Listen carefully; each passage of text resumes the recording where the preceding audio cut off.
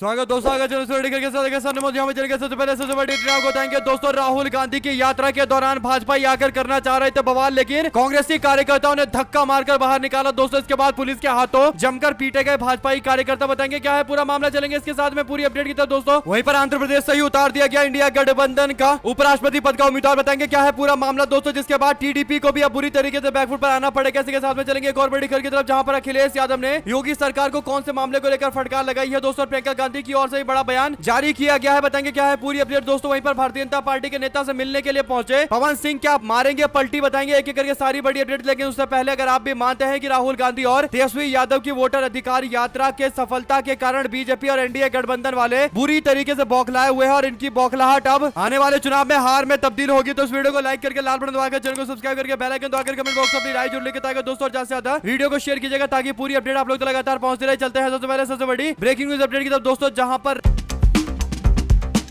बिहार में राहुल गांधी के तीसरे दिन यात्रा निकली दोस्तों। इस यात्रा की शुरुआत होती है सुबह सुबह हनुमान मंदिर पुनामा वजीरगंज से और आगे बढ़ते हुए 11 बजे के आसपास भगत सिंह चौक नवादा पर राहुल गांधी जाकर सभा को संबोधित करते हैं दोस्तों। लेकिन इसी बीच रास्ते में बीजेपी के कुछ नेता आगे आकर राहुल गांधी का विरोध करने की कोशिश करते हैं दोस्तों। आपको बता दें कि हिसुआ में कांग्रेस पार्टी के कार्यकर्ताओं के सामने भाजपाई कुछ बीजेपी के झंडे लाकर विरोध करने लगते हैं दोस्तों। ऐसे में राहुल गांधी जब बीजेपी के समर्थकों की ओर देखते हैं दोस्तों, तो राहुल गांधी फ्लाइंग किस देते हैं और उन लोगों का अभिवादन करते हैं दोस्तों, जैसे राहुल गांधी भारत जोड़ो यात्रा में भी कर रहे थे। लेकिन जैसे ही राहुल गांधी का काफिला वहां से गुजर जाता है, उसके बाद भाजपाई नेताओं की खासकर जो कार्यकर्ता वहां पर आकर राहुल गांधी का विरोध करने की कोशिश कर रहे थे दोस्तों, उन सबकी जमकर क्लास ली गई। आपको बता दें कि कांग्रेस के कार्यकर्ताओं ने हाथ में झंडा ले रखा था और बीजेपी के नेताओं को धक्के मारकर रोड से बाहर की ओर धकेल दिया गया दोस्तों। उसके बाद भी कुछ बीजेपी के नेता और कार्यकर्ता राहुल गांधी के रास्ते पर नजर आ रहे थे, तो फिर पुलिस वाले की ओर से लाठी चलाते हुए पीट पीट कर बाहर रैली के सड़क से दूर कर दिया गया दोस्तों। और ये बात एकदम क्लियर कर दिखाई दे रही है, कांग्रेस पार्टी के युवा कार्यकर्ता भी वहां पर मौजूद थे और भाजपाइयों को सबक सिखाते हुए बोल दिया गया कि आइंदा इस तरीके से दिखोगे तो फिर ऐसा ही किया जाएगा। कुल मिलाकर दोस्तों, जैसे भारत जोड़ो यात्रा के दौरान बार बार राहुल गांधी को कहीं ना कहीं परेशान करने की कोशिश की जाती रही है, वैसा ही कुछ मामला सामने आया था। लेकिन अब कांग्रेस पार्टी के कार्यकर्ताओं ने जोरदार तरीके से करारा जवाब देने का एक ट्रेंड बना लिया है, जिससे आने वाले दिनों के अंदर इन लोगों को विरोध करने से पहले 10 बार सोचना पड़ेगा। 2 शब्द जरूर लिख कर बताएगा दोस्तों, ज्यादा से ज्यादा वीडियो को शेयर कीजिएगा ताकि पूरी अपडेट आप लोग लगातार पहुंचती रहे। चलते हैं एक और बड़ी खबर की तरफ, जहां पर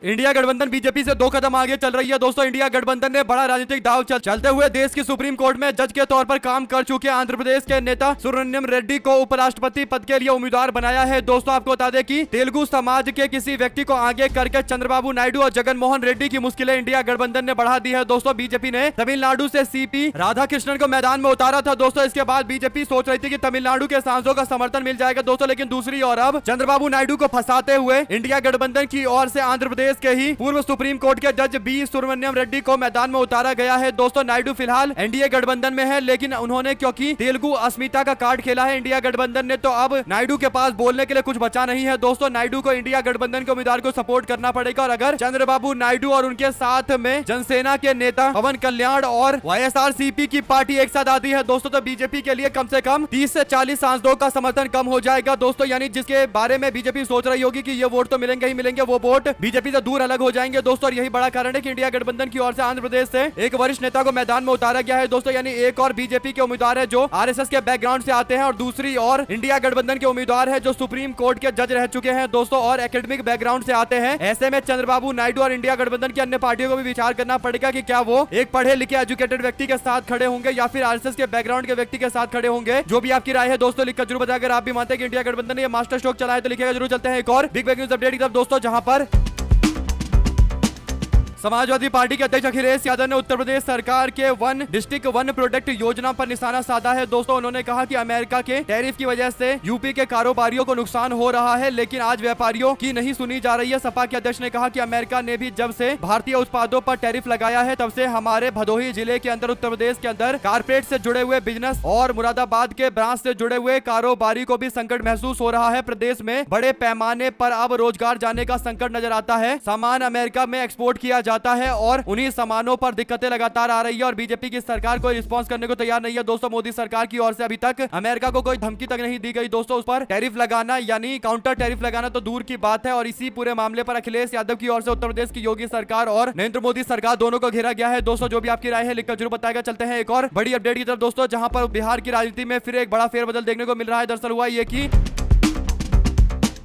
भोजपुरी सिनेमा के पावर स्टार और बीते लोकसभा चुनाव में राजनीतिक सुर्खियों में आए पवन सिंह ने सोमवार को बीते दिन दिल्ली में पूर्व केंद्रीय मंत्री बीजेपी के नेता आरके सिंह से मुलाकात की है। दोस्तों, इस मुलाकात के बाद तस्वीर शेयर करते हुए पवन सिंह ने कहा कि एक नई सोच के साथ एक नई मुलाकात। बिहार चुनाव से ठीक पहले इस मुलाकात को लेकर चर्चा शुरू हो गई है। दोस्तों, माना जा रहा है कि इस विधानसभा चुनाव में कुछ बड़ा होने वाला है। सूत्रों के अनुसार बंद कमरे में दोनों नेताओं के बीच में लगभग 5 मिनट वार्ता हुई है। दोस्तों, आरके सिंह और पवन सिंह के बीच में क्या वार्ता हुई है, इसे लेकर मीडिया वाले भी कोई रिपोर्ट छाप नहीं पाए, लेकिन एक बात तय है कि पवन सिंह से बातचीत की गई होगी तो राजनीति पर ही बातचीत की गई होगी, क्योंकि पवन सिंह कोशिश कर रहे हैं कि उनको कहीं ना कहीं से टिकट मिल जाए चुनाव लड़ने के लिए। पिछली बार काराकाट से चुनाव लड़ना चाहते थे, लेकिन उनको भारतीय जनता पार्टी पश्चिम बंगाल भेजना चाहती थी। दोस्तों, उसके बाद विवाद इतना ज्यादा हुआ कि अब पवन सिंह निर्दलीय मैदान में उतर गए और काराकाट में अच्छी खासी सीटें काट गए। दोस्तों, इसके बाद बीजेपी को पवन सिंह के पावर का एहसास हो गया है। दोस्तों, हो सकता है कि पवन सिंह इसीलिए मुलाकात कर रहे हो, लेकिन दूसरी ओर यह भी देखा गया है कि वो काफी ज्यादा तारीफ कर रहे हैं राष्ट्रीय जनता दल के नेता तेजस्वी यादव की। दोस्तों, ऐसे में कहीं भी किसी भी तरह जा सकते हैं, किसी भी तरफ जा सकते हैं पवन सिंह। जो भी जानकारी इससे जुड़ी आती रहेगी आप लगातार पहुंचाएंगे। दोस्तों, चलते हैं एक और बड़ी खबर की तरफ, जहां पर